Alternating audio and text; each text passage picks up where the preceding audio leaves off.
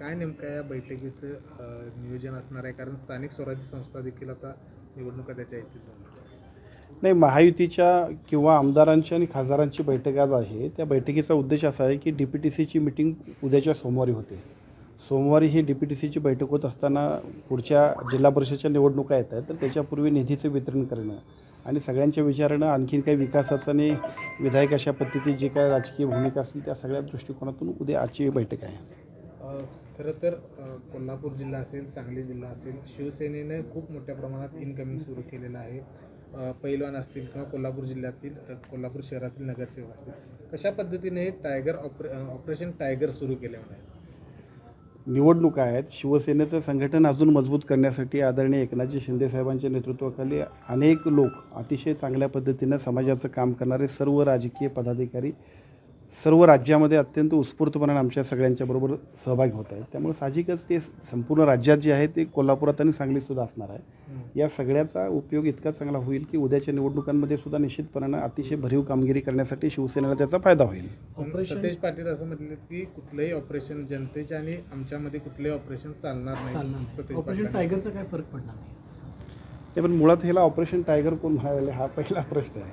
आणि दुसरा मुद्दा असा आहे की शिवसेनेचं संघटन वाढवणं ही आमची जबाबदारी आहे आणि ते करण्यासाठी आम्ही सगळी मंडळी अजून चांगल्या पद्धतीने काम करणं अपेक्षित आहे. ते सगळीकडेच आपण करतो आहे, त्यातलाच तो भाग आहे. आज मोखाड्यामध्ये रुग्णवाहिकेचा एक प्रश्न आलेला आहे की वेळेत पोचली नाही, त्यामुळं गर्भामध्ये त्या बाळाचा मृत्यू झाल्याची बातमी समजते. काय आउटपुट्स आहेत, काय घेतलं तुम्ही?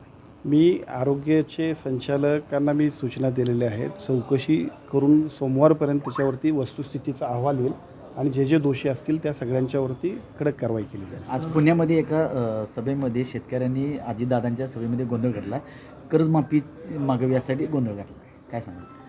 नाही, दोन गोष्टी खूप महत्त्वाच्या आहेत की एका बाजूला राज्याच्या एकूण सगळं राज्य चालवत असताना ज्या पद्धतीने लाडक्या बहिणींच्या सगळ्या फायनान्शियल सगळा जो बर्डन आहे ते सगळं पूर्ण करता थोडीशी या कर्जमाफीमध्ये थोडा उशीर होतो आहे. परंतु निश्चितपणाने एकदा निर्णय शासन ज्या वेळेला घेईल त्यावेळेला तो सगळ्या शेतकऱ्यांच्या दृष्टीने हिताचा असेल किंवा त्या सगळ्यांना निश्चितपणाने दिलासा देणार असेल. भूमिका आहे ती नेमकी काय असणार आहे शेतकऱ्यांच्या कर्जमाफी संदर्भातली, बच्चू कडूंच्या उपोषणासंदर्भात? शेतकऱ्यांच्या कर्जमाफीसाठी सन्माननीय बच्चू कडू साहेब आंदोलनाला बसलेत, उपोषणाला बसलेत आणि त्यांना भेटून त्यांना विनंती करणं, कारण ते एक अतिशय चांगल्या पद्धतीनं शेतकऱ्यांसाठी काम करणारे एक लढाऊ आमदार म्हणून सुद्धा त्यांची प्रतिमा आहे.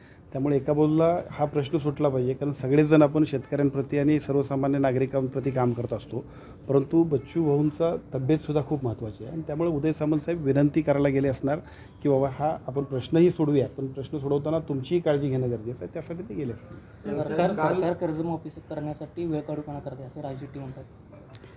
सरकार कर्जमाफीसाठी वेळ काढूपणा करतं आहे असं म्हणण्यापेक्षा ज्या पद्धतीनं एकूण फायनान्शियल बर्डन आहे, शेवटी आपल्या खिशात 10 रुपये असतील तर त्या 10 रुपयाची योग्य पद्धतीचं वितरण करण्याची किंवा नियोजन करण्याची जबाबदारीसुद्धा सरकारमधल्या प्रमुखांची आहे. सर्वच घटकांना न्याय द्यायचा आहे आणि दिला पाहिजे, पण त्याच्यासाठी थोडासा उशीर लागतो आहे. तो उशीर लागणार तर त्याला आपण वेळ काढूपणा म्हणणं बरोबर नाही. रुग्णाला पंढरपूर दौऱ्यावरती होता, विशेषतः आषाढीच्या या सगळ्या वारी संदर्भातला आढावा घेतला. कसं नियोजन असणार? एकीकडे कोरोनाचं संकट राज्यावरती गुंगावते, अनेक रुग्ण वाढत आहेत, दुसरीकडे यात्रा देखील आहे, कसं नियोजन असणार आहे? दरवर्षी महाराष्ट्राची परंपरा आहे की या वारीच्या निमित्तानं लाखो भाविक, लाखो वारकरी पांडुरंगाच्या दर्शनाला जात असतात.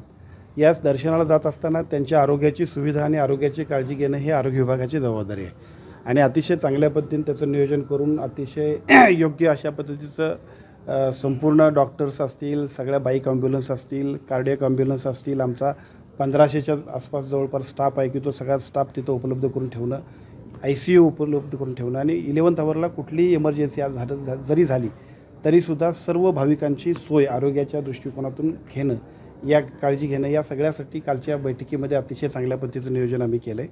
आषाढी वारीच्या निमित्तानं लाखो भाविक ज्यावेळेला एकत्रित येतात त्यावेळेला त्यांच्या आरोग्याच्या सर्व सुविधा आणि समस्यांसाठी सुद्धा अत्यंत दक्षपणानं आमच्या यंत्रणेनं काम केलं पाहिजे, असंच अपेक्षित धरून कालची आढावा बैठक झाली आणि मला असं वाटतं की खूप चांगल्या पद्धतीनं आमच्या सगळ्या टीमनं नियोजन त्याचं केलेलं आहे. कोरोनाच्या संकटावरती वारीवरती काहीच परिणाम होणार नाही? कोरोनाचं संकट कालसुद्धा हा विषय पंढरपूरमध्ये बऱ्याचशा पत्रकारांनी विचारला होता, त्यावेळी मी सांगितलं होतं की कोरोनाचं संकट असं म्हणता येणार नाही, पण कोरोनाचे पेशंट्स जे सद्यस्थिती दिसत आहेत भविष्यातसुद्धा पेशंटची जर काय संख्या वाढत असेल तर त्याच्यावरती योग्य नियंत्रण कशा पद्धतीने करायचं यासाठीची SOP जी केंद्र शासनानं आणि राज्य शासनानं दिलेली आहे त्याप्रमाणे त्या वारीतल्या सगळ्या टीमलासुद्धा आपण सूचना दिल्या आहेत आणि मला असं वाटतं की योग्य मॉनिटरिंग केलं तर त्याच्याबद्दल फारशी काळजी करायची गरज नाही. साहेब मुखाड्याचं थोडंसं अर्धवट राहिलं की 8 तास वेटिंग करायला लागलं ॲम्ब्युलन्ससाठी, तर ही यंत्रणा राज्यातल्या ॲम्ब्युलन्सची सक्षम आहे असं तुम्हाला वाटतं का? मुळात या घटनेची संपूर्ण चौकशी करण्याचे आदेश मी संचालकांना दिले आहेत. संचालक आरोग्य त्याची चौकशी करत आहेत. सोमवारपर्यंत जो अहवाल येईल त्याच्यामध्ये ॲम्ब्युलन्स असेल, त्याच्यामध्ये डॉक्टर असतील किंवा अन्य कोण असतील जे चुकीचे असतील त्यांच्यावरती कडक कारवाई होईल. महाविकास आघाडीचं जेव्हा सरकार होतं त्यावेळी ॲम्ब्युलन्स 108ची योजना आली होती, त्यावेळी व्यवस्थित होती. मात्र आता तिथं कुठला तरी नवीन टेंडर भरण्यासाठी ही यंत्रणा बंद पाडण्याची प्रक्रिया सुरू आहे असं सतेज पाटलांनी आरोप केला. मुळात ही जी पूर्वीची ॲम्ब्युलन्सची एकूणच ॲम्ब्युलन्स होती या ॲम्ब्युलन्सला 10 वर्षे पूर्ण झालेत. यापूर्वीच मागच्या सरकारमध्ये नवीन टेंडर या सगळेचं प्रकाशित झालं होतं. या टेंडरच्या नवीन जे काही टेंडर झालं होतं त्या टेंडरप्रमाणे नवीन ॲग्रीमेंट झाले. मुळातच 10 वर्ष झाल्यामुळं सुद्धा एकूणच कामकाजावरती त्याचा परिणाम होतो. त्यामुळं ॲम्ब्युलन्स बदलणं गरजेचं आहे, नवीन घेणं गरजेचं आहे. मधल्या टप्प्यात निवडणूक आचारसंहिता आणि थोडेसे कोर्टाचे सुद्धा रिस्ट्रिक्शन्स होते. आता हायकोर्टनं सुद्धा जे योग्य पद्धतीची कार्यप्रणाली अवलंब करा म्हणून सांगितलं आहे. त्यामुळे आम्ही नवीन ॲग्रीमेंट केलं आहे. आता त्याचा उपयोग अतिशय चांगल्या पद्धतीनं अद्ययावत अशा म्हणजे देशातल्या सर्वोत्कृष्ट अशा पद्धतीच्या ॲम्ब्युलन्स 108च्या ज्या आहेत त्या महाराष्ट्राच्या होतील अशा पद्धतीचं काम पुढच्या टप्प्यामध्ये आपल्या सगळ्यांना निश्चितपणाने दिसेल.